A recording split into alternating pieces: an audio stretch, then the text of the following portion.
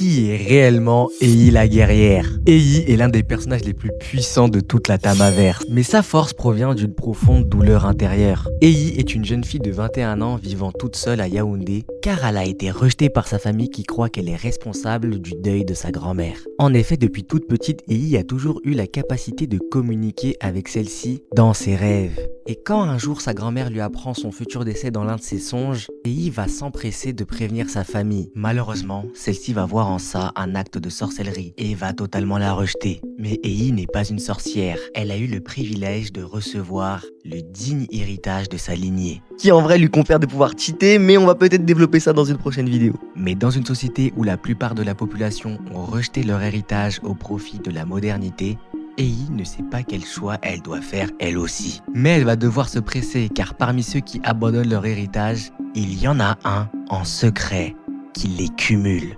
La rage au ventre. Et lui, croyez-moi qu'il va pas être sympa.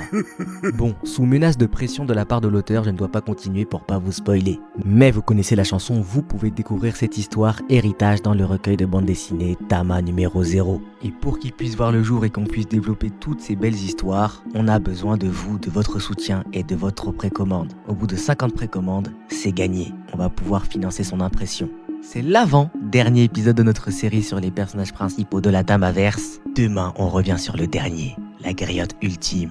J'ai vraiment hâte, je sais pas vous.